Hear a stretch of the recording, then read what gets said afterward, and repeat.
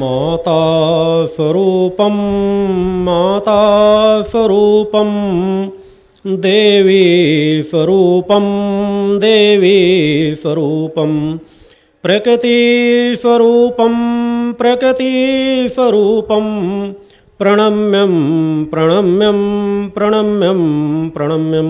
बोल माता आदिशक्ति जगजननी जगदमाते की। आज विजयदशमी के इस महत्वपूर्ण पर्व पर मैं अपने समस्त शिष्यों, कार्यकर्ताओं, भक्तों को हृदय में धारण करता हुआ माता आदिशक्ति जगजननी जगदम्बा का पूर्ण आशीर्वाद प्राप्त करता हुआ अपना पूर्ण आशीर्वाद आप समस्त लोगों को समर्पित करता हूँ।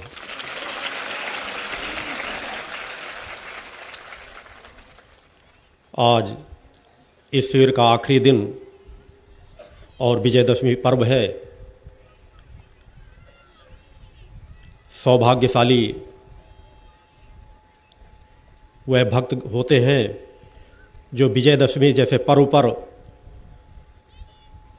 उन महत्वपूर्ण क्षणों पर अपना समय व्यतीत कर रहे होते हैं जो ऊर्जा के अर्जन में समय व्यतीत हो रहा हो, शक्ति अर्जन में समय व्यतीत हो रहा हो। विजयदशमी का तात्पर्य है कि विजय पर्व यदि हम भटकाओं के मार्गों में चले जाएं, केवल उत्सवों में लग जाएं, उत्सव मनाने लग जाएं, रावण के पुतले बनाकर फूंकने में लग जाएं, तो एक ऐसा विजयदशमी पर्व है। हमारी विचारधारा जैसे दृश्यों को देखती है वैसे ही विचार हमारे अंदर बनने लगते हैं। हम रावण के पुतले को फूंकते हैं, मेले लगाते हैं, हो हल्ला मचता है, नाना प्रकार के विषय विकार की भावनाएं उस तरह के वातावरण में पनपने लगती हैं। तो विजयदशमी पर्व जो हमारे लिए शक्ति का प्रतीक होता है, ऊर्जा का प्रतीक होता है, कुछ अर्जित करने का दिवस होता है, उस दिवस हम एक पल के लिए भी एकाग्र होकर के सत्य की ओर सोच ही नहीं पाते। हो सकता है वो विचारधारा उस वक्त इसी विचारधारा से रखी गई थी कि रावण दहन का एक कार्यक्रम रखा जाएगा कि लोगों के विचार घूमेंगे, राम की ओर घूमेंगे, सत्य की ओर घूमेंगे, समाज समझ सकेगा कि असत्य पर सत्य की विजय किस प्रकार होती है। मगर वह प्रवाह है, जिस तरह मैंने बार बार कहा कि पूर्व के चिंतनों में जो मैंने आप लोगों को चिंतन दिया कि कृष्ण के आराधक कृष्ण के ज्ञान से भटक करके कृष्ण की केवल रास लीलाओं में रत होकर के रह गए, नाच गाने में रत होकर के रह गए, और समाज के पतन का प्रतीक आप लोग स्वतः देखते हैं कि बड़े बड़े अधिकारी साड़ी पहन करके, चूड़ियां पहन करके नाच रहे हैं। यह केवल उनकी मानसिक विकृति है। पतन का यही कारण है। मैंने 2 दिन के पूर्व के चिंतनों में आप लोगों को यह ज्ञान बताया, यह मार्ग बताया कि जो सत्य है कि जिस तरह हमारे एक माता एक पिता होगी, उसी तरह हमारी इस आत्मा की जननी भी एक ही होगी। कोई उसे देख सके या न देख सके, मगर सत्य यही है। जिस दिन उस सत्य तक कोई पहुंचेगा तो इस सत्य को स्वीकार करके मानेगा। मैंने आप लोगों को जानकारी भी दी कि धर्म क्या है और दान क्या है। दान के बारे में पुनः एक बार बताना चाहूंगा, क्योंकि कुछ शिष्य प्रातः उपस्थित हुए हैं, कुछ रात्रि तक पहुंच पाए थे, जिनका उद्देश्य केवल दीक्षा प्राप्त करने का था, जिसका दृश्य आप स्वतः देख सकते हैं कि जहां कल की भीड़ सायंकाल आवश्यकता से अधिक थी। मैंने बार बार कहा भटकाव क्यों होता है, उस बिंदु पर विचार ले जाना चाहता हूं कि आप लोगों को फल मिल जाए, बस हमारा कार्य हो गया। रिश्ता निभाना, आप लोगों को जो रिश्ता निभाने में मैंने बार बार कहा था कि जन्म में माता पिता, जहां प्रेम शब्द आता है, मैंने इसके बारे में भी जानकारी दी थी कि प्रेम शब्द का यदि उच्चारण हो जाए तो केवल एक विचारधारा घूमती है, या तो प्रेमी प्रेमिका का प्रेम या तो पति पत्नी का प्रेम। उस प्रेम की गहराई में आप डूब ही नहीं पाते कि माता पिता का भी एक प्रेम होता है, भाई बंधुओं का भी एक प्रेम होता है, इष्ट का भी एक प्रेम होता है, गुरु का भी एक प्रेम होता है। जो प्रेम संबंध हजारों संबंधों से जुड़ा हुआ है, उस तरफ हमारी आपकी किसी की निगाहें नहीं जाती। मगर जो केवल 2 रिश्तों से प्रेम शब्द जुड़ जाता है, जिसे वासनात्मक मार्ग कहते हैं, उस प्रेम की दिशाधारा को भटका करके वहां पर पहुंचा दिया गया। उसी प्रकार कि जिस तरह मैंने बार बार कहा कि यह चिंतन लोगों को आ रहा था कि उस प्रकट सत्ता की आराधना का इतना वर्णन वेदों पुराणों में क्यों नहीं किया गया, उसके रहस्य मैंने संक्षिप्त रूप से जानकारी कल और परसों में दिया कि क्यों भटकाव आया। सदैव आपको स्मरण रखने की जरूरत है कि समाज की यह मानसिकता कि अगर हमें एक किसी पत्थर को पूजने से हमें वहां से कुछ फल मिल जाए तो हमें केवल पत्थर ही हमारे लिए सर्वोपरि है। हम इस चीज को भूल जाते हैं कि अगर हमको पड़ोसी हमको कुछ मान सम्मान देने लगे तो हमें उसे अपने बाप से भी ज्यादा महत्व दे देते हैं। यह समाज में हो रहा है।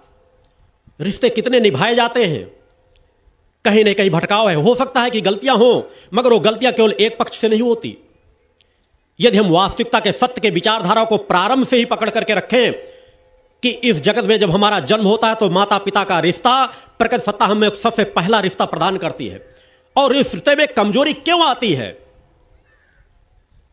जो जो हम बड़े होते चले जाते हैं, हमारे विषय विकार पनपने लगते हैं, हमारा तमोगुण स्वरूप उभरने लगता है। जब तक हम छोटे रहते हैं वही माता पिता की गोदी हमें प्रिय लगती है, उनका स्नेहिल हाथ हमें आनंद और तृप्ति देता है।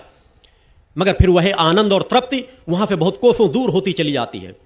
माता पिता के आनंद और तृप्ति देने में कोई कमी नहीं रहती, उनकी चेतना तरंगों में कोई कमी नहीं रहती, पुत्रों के प्रति स्नेह में उनके कोई कमी नहीं रहती। मगर भटकाव आता है पुत्रों में, क्यों? उनकी अपनी विचारधारा पनपने लगती है। विचारधारा अपनी पनपाओ अनुचित नहीं है, सोच अपनी रखो अनुचित नहीं है, मगर सत्य की सोच से सदैव जोड़ करके रखो। मैंने बार बार कहा, जब तक आप उस प्रेम की उस दिशा धारा को समझेंगे नहीं, जब तक आपके अंदर भटकाव आता ही जाएगा। गुरु दीक्षा आपने प्राप्त कर लिया, वो हमारे घर का जरूरी कार्य है। सैकड़ों लोग सुबह से वहां प्रातः से, मैंने बार बार कहा, जहां मैं 2:30 बजे से नित्य जगता हूं, साधना आराधना करता हूं, और सुबह से 4.5 घंटे यहां 3000 के आसपास लगभग शिष्यों भक्तों ने दीक्षा प्राप्त की। वह दीक्षा का कार्यक्रम 12 बजे तक चलता रहा। घंटे भर वहां अंदर जाता हूं तो अन्य व्यवस्थाओं का भी चिंतन, निर्देशन, मार्गदर्शन देना पड़ता है। उस बीच में भी सैकड़ों लोग मिलने की अपेक्षा करते हैं, मगर मैं चाह करके भी एक व्यक्ति से मिल नहीं पाता हूं, क्योंकि इतना सीमित समय रहता है। और उसके बाद पुनः स्नान ध्यान पूजन करने के बाद आपके समक्ष आकर बैठ जाता हूं। शक्ति साधना में जब चेतना तरंगे समाज को प्रवाहित की जाती हैं, तो चेतना तरंगे प्रवाहित कर देने के बाद जब साधक एकांत में जाता है तो जिस तरह कपड़े को निचोड़ दिया जाता है, उस तरह शरीर के अंदर से जब चेतना, चूंकि अगर समाज के अनेकों साधु संत सन्यासियों को मैं बात नहीं कहता कि जब वो शिविरों पे उपस्थित होते हैं, आप लोगों के क्षेत्रों में जाएंगे, आप लोगों के घरों में जाएंगे, 2-4 दिन गुजारेंगे तो 1-8 किलो उनका वजन बढ़ जाएगा।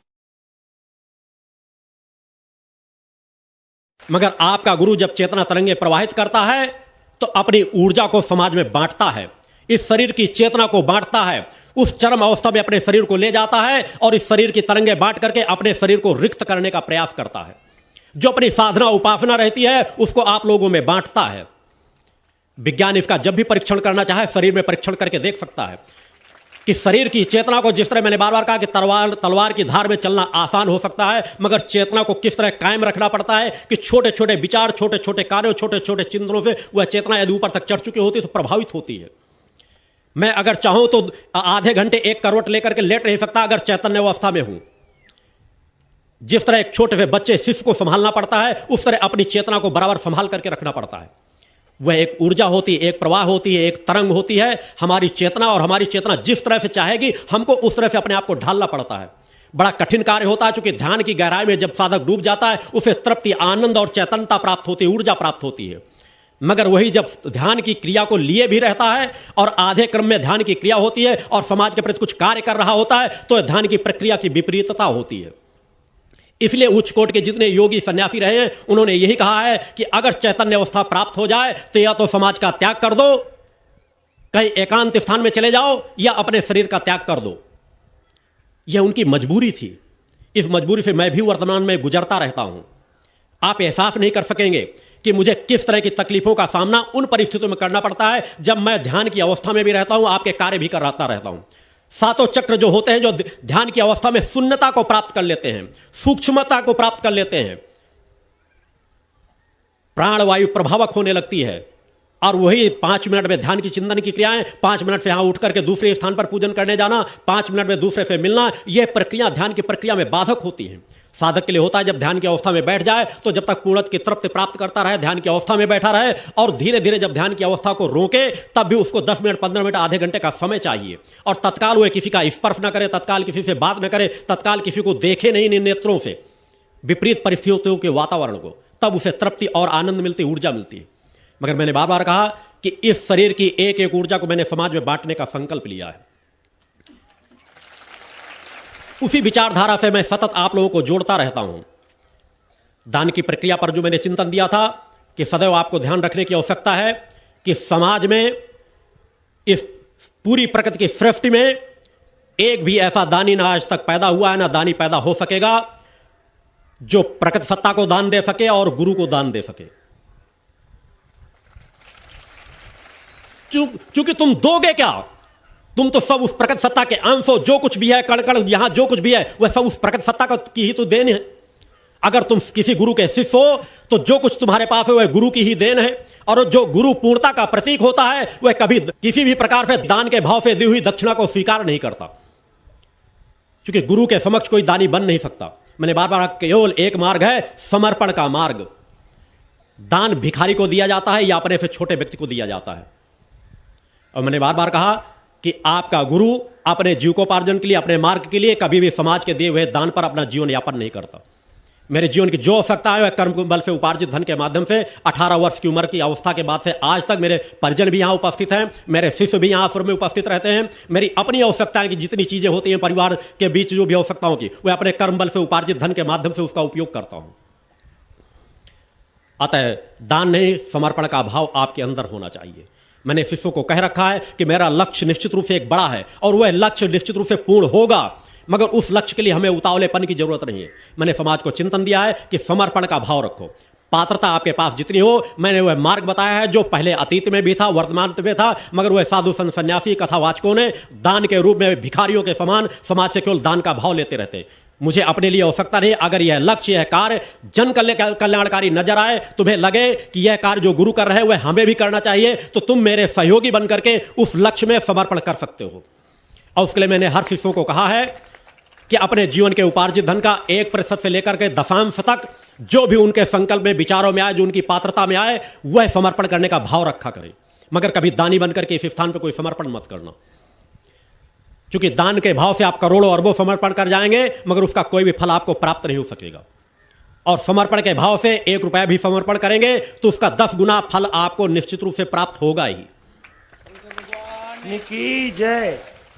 भटकाओं की विचारधारा से दूर हटने की जरूरत है। आज अनेकों लोग तंत्र मंत्र के नाम पे समाज को भटका रहे हैं, लूट रहे हैं, ठग रहे हैं। चूंकि विचार आपको जानने की जरूरत है, क्योंकि आज विजयदशमी पर्व है, आज अपनों से अपनी बात कहने का पर्व है। मैं उस विचारधारा की ओर आपको ले जाना चाहूं कि हमारे संगठन का उद्देश्य और लक्ष्य क्या है। चिंतन मैंने 2 दिन के पूर्व के चिंतन मैंने दिए हैं, जो चिंतन मुझे देना था। मगर आज के समाज के जितने कथावाचक हैं, रास रंग की लीलाओं में, बातों में, और आज जितना, ये हिंदू धर्म की बात नहीं कर रहा हूं, मैं कह रहा हूं सभी धर्मों पे जिस तरह के अनास्थावादी लोग आघात कर रहे हैं, उसकी कोई कल्पना नहीं। उस पर हमें सचेत रहने की जरूरत है और ऐसा करने वालों को मुंह तोड़ जवाब देने की आवश्यकता है। बोलो गुरुदेव भगवान की जय। क्योंकि तुम्हें चैतन्यता का जीवन जीने की जरूरत है, सत्य का जीवन जीने की जरूरत है, मानवता के पथ पर चलने की आवश्यकता है। प्रकट सत्ता के आराधना का मैंने कहा, प्रकट सत्ता को मूल इष्ट के रूप में स्वीकार करो। इष्ट एक हो सकती है, समस्त देवी देवताओं का आदर मान सम्मान करो। इस बात को सदैव ध्यान रखना, वह सूक्ष्म शक्तियां हैं। हम स्थूल जगत के प्राणी हैं, वह सूक्ष्म शक्तियां हैं। सूक्ष्म शक्तियां प्रभावक होती हैं, बलवान होती हैं, शक्तिशाली होती हैं। वह देव शक्तियां उस प्रकट सत्ता के ही अंश है। मैं कभी किसी देवी देवता की अनादर की बात नहीं करता, मगर इष्ट एक होगा। जिस तरह हमारा पिता एक है, हमारी माता एक है, उस तरह इस आत्मा की जननी एक होगी। इसको आपको दृढ़ता के साथ अपने हृदय में धारण करने की आवश्यकता है। जिस तरह हमारे भाई बंधु अनेकों होते हैं, हमारे सहयोगी अनेकों होते हैं, उस तरह अनेकों देवी देवता हर काल परिस्थिति में हमारे सहयोग, हमारे कार्यों की पूर्ति के लिए उपस्थित हुए। उनका हमें आदर मान सम्मान करना चाहिए, मगर हमारा लक्ष्य एक होना चाहिए। वह विचारधारा आपके अंदर पनपनी चाहिए।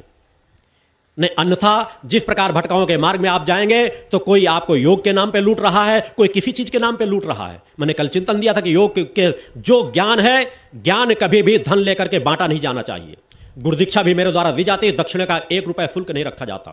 क्योंकि आप हो सकता है समाज का ज्ञान ना हो, आप समाज का ज्ञान लेकर के देखें, 1-1 लाख रुपए तक की दीक्षा है, 10,000 की दीक्षा, 20,000 की दीक्षा, 50,000 की दीक्षा, अलग अलग नाम दे दी गए और उनकी दीक्षा इतने हजार दोगे तो यह दीक्षा आपको प्राप्त हो जाएगी। फोन से भी आप दीक्षा प्राप्त कर सकते हो। यही वह भटकाव है, यही वह पतन का मार्ग है। उन अधर्मी अन्यायी साधु संत सन्यासियों के द्वारा जो लाखों करोड़ों में दीक्षा बांट रहे हैं, बेच रहे हैं। न उनके पास उस दीक्षा की पात्रता है और न जो आपको दे रहे हैं उसका फल आपको प्राप्त होना है। जो मैंने कल चिंतन दिया था कि भविष्य में एक आयोजन की जरूरत है कि सत्य असत्य का निर्णय हो सके। विज्ञान कम से कम उन अपनी मशीनों से परीक्षण कर सके कि किस साधक के पास मन मस्तिष्क की शांति की, एकाग्रता की क्षमता कितनी अधिक है। कौन व्यक्ति अपने आप को स्थूल से परे ले जा सकता है, सूक्ष्म जगत में ले जा सकता है। कौन इस ऑक्सीजन से परे अपने आप को प्राणवायु पे स्थिर रख सकता है। नाना प्रकार के भटकाव हैं। योग जो ज्ञान विद्या जब से इस सृष्टि की रचना हुई तब से चली आ रही है, मगर समाज को फिर भी योग के नाम पे आज, चूंकि आज जिसके पास मीडिया है, जो अधर्मी अन्यायियों को इकट्ठा कर लेता है, उनसे करोड़ों लाखों रुपए ले लेता है, इकट्ठा करता, पहले हाथ जोड़ जोड़ करके। आप देखते होंगे टीवी सीरियलों में कभी वही कहते रहते हैं कि हमने फला मुख्यमंत्री के सामने झोली फैलाकर कहा कि हमारे कार्यक्रम में 2 मिनट के लिए उपस्थित हो जाना, 2 मिनट के लिए हमारे पास उपस्थित हो जाओ, एक संत की प्रार्थना स्वीकार कर लो।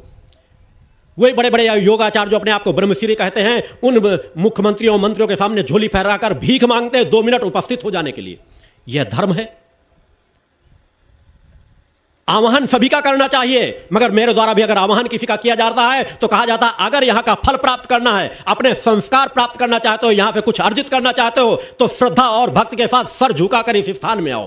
बोलो गुरुदेव भगवान की जय। मैंने बार का मर्यादाओं का मैं कहीं उल्लंघन नहीं करता। समाज के जो बुद्धिजीवी वर्ग हैं, समाज में जो जनता के जनप्रतिनिधि हैं, उनका मान सम्मान होना चाहिए, उनको कुछ प्रमुखता मिलना चाहिए, मगर धर्म से अधिक प्रमुखता नहीं कि धर्म उनसे 2 मिनट के लिए झोली फैलाकर भीख मांगे। अरे यही झोली अगर उस प्रकट सत्ता के सामने फैलाए होते तो समाज का आज कल्याण हो रहा होता। उन्हीं से लाखों करोड़ों रुपए इकट्ठा कराएंगे, उसी लाखों करोड़ों रुपए के बल पर फिर वैभव दिखा करके, उन्हीं की तस्वीरें दिखाकर, उन्हीं सिंहासनों में बैठाल करके, अपने अगल बगल बैठाल करके, और फिर समाज को दिखाएंगे कि देखिए हमारा क्या वैभव है। ये भौतिकता का वैभव की तुम आराधना करते हो, ब्रह्मर्षि जैसे नाम अपने सामने संबोधित करते हो, योग को बेच रहे हो, इसका पतन होगा। कल को जगह जगह जो लाखों करोड़ों योगाचार तैयार होंगे, वो सब जगह अपनी अपनी दुकान लगाकर बैठ जाएंगे और योग को बेचने लगेंगे। और मार्ग भी गलत बताया जाता है। वो प्रमाण हैं, जिन चीजों के प्रमाण मेरे द्वारा वैज्ञानिक पद्धति से बताए जा सकते हैं, जो समाज के लिए हानिकारक है। अनेकों लोगों को बंदरों की तरह नाखून रगड़ते हुए देखेंगे, सर में बाल उगाएंगे, इस तरह नाखून रगड़ते हुए अनेकों लोग जहां देखेंगे। नाखून रगड़ना अभिशाप माना जाता था पहले। ऋषियों मुनियों ने बताया था कि नाखून से नाखून रगड़ना धन की, लक्ष्मी की, यश की और जन की हानि को प्रदान करता है। क्यों कहा गया था? चूंकि इसके पीछे वैज्ञानिक पद्धति छिपी हुई है। प्रकृति को यदि नाखूनों को यूं रगड़ना ही होता तो हमारे हाथ यूं न बनाकर के यूं बना दिया होता। इनका लाभ भी मिलता है, निश्चित ही यह अंग उन बिंदुओं से जुड़े हुए हैं, मगर इस तरह यदि आप नाखून रगड़ेंगे तो इस तरह नाखून रगड़ने से आपके अंदर तनाव के प्राप्त होंगे, आपकी मन की एकाग्रता खंडित होगी, और इससे आपकी चेतना, जो मूल चेतना, चूंकि मैंने बार का हो सकता है योगाचार आपके शरीर को केवल मोटापा कम कराना चाहते हो, आपको सुंदर बनाना चाहते हो, मगर योग का लक्ष्य है प्रकट सत्ता की प्राप्ति। योग का लक्ष्य है स्थूल से सूक्ष्म की प्राप्ति, सूक्ष्म में कारण शरीर की प्राप्ति, अपने चेतना मन मस्तिष्क को एकाग्र कर लेने की प्राप्ति। इन नाखूनों को कभी ऐसे रगड़ना नहीं चाहिए। अगर है तो मैं कह रहा हूं कि 4-4, 6-6 घंटे लोगों को नाखून रगड़ाया जाए और मशीनें लोगों के सामने रख दी जाए और देखा जाए कि नाखून रगड़ने के वाले व्यक्ति के मन मस्तिष्क पर क्या प्रभाव पड़ रहा है। इनका लाभ यदि आपको लेना है तो इन नाखूनों को यूं ऐसे अंगूठा और हाथ लगाकर केवल ऐसे मलना चाहिए। इनको मलने का, या आप ऐसे नाखूनों को रगड़ लें और अपने हथेली पर ऐसे इसका घर्षण करें। एक हथेली पर घर्षण करेंगे तब इसका आपको लाभ मिलेगा। इनको आप मसल सकते हैं, इनको आप ऐसे रगड़ सकते हैं, इसका आपको पूर्ण लाभ मिलेगा। जितना लाभ आपको उनके बताए हुए मार्ग से नहीं मिल रहा होगा, उतना लाभ आपको इस तरह से मिलेगा। इस तरह रगड़ने से आपका तनाव दूर होने लगेगा। आप कभी भी देखें, आप थकावट में हो, परेशान हो, कहीं थकावट से बाहर से आए हो, आपको आलस से लग रहा हो, जड़ता लग रही हो, आप केवल इन नाखूनों को ऐसे, आगे की उंगलियों को और हथेलियों को ऐसे रगड़ना सीख लीजिए। ऐसे रगड़िए, आपके बदन का दर्द दूर होने लगेगा। इनको आप मलना शुरू कर दीजिए। इनको मलना चाहिए, इस तरह रगड़ा जाना चाहिए। इनका उसका लाभ आपको तब मिलेगा, मगर यदि आप नाखून से नाखून का घर्षण करने लगेंगे तो इससे आपको तनाव की प्राप्ति होगी। कितने लोगों के बाल उगाए, एक आध, अगर लाखों करोड़ों में अगर एक आध के अंदर ऐसे, तो स्वाभाविक कई लोगों के देखेंगे कि दांत 80 साल की अवस्था में दांत निकल आते हैं, तो क्या उसको उस चीज से जोड़ दिया जाएगा?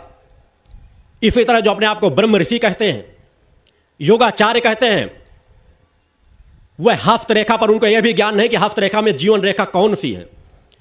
मैं तो उस दिन देखकर आश्चर्यचकित रह गया। यही वह लोग होते हैं अज्ञानी, जिनको जहां से थोड़ा सा मिल गया अपने आप को सब कुछ मान बैठे और उन्होंने सोचा जो कुछ हम कह रहे हैं वही सर्वश्रेष्ठ है।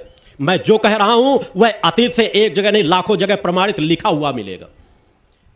मैंने कभी हस्तरेखा के किसी पुस्तकों का ज्ञान इस जीवन में प्राप्त नहीं किया, मगर मैंने बार बार कहा कि हस्तरेखा के कितने प्रमाण में दे चुका हूं कि अगर दूर 50 मीटर दूर से भी अगर हस्तरेखा कोई एक रेखा मुझे दिखाई दे जाती, मैं बता सकता हूं इसका भविष्य किसका क्या है, और इसके प्रमाण मैंने समाज को दिए।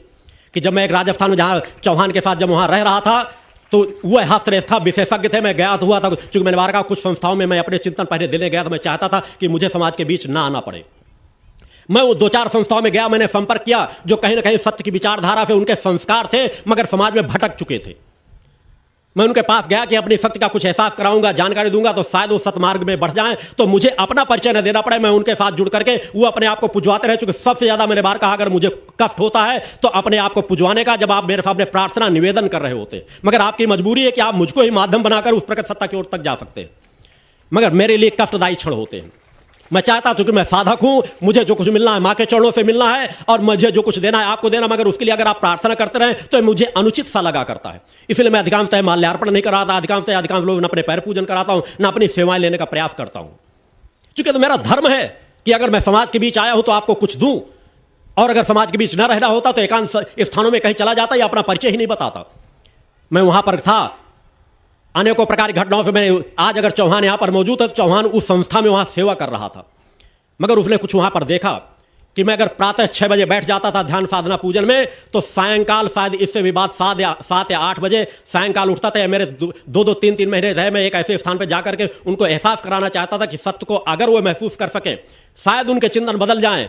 चूंकि उनसे एक समाज जुड़ा हुआ था, भावनात्मक क्रम से उन्होंने समाज उसी बिंदु से जोड़ा था जिस बिंदु से आज मैं यहां पर आया हूं। मुझे लगा शायद ये मेरे कार्य क्षमता से, मेरे विचारों से कहीं ना कहीं आकर्षित होंगे और मैं जो कहूंगा उसका पालन ये करने लगेंगे।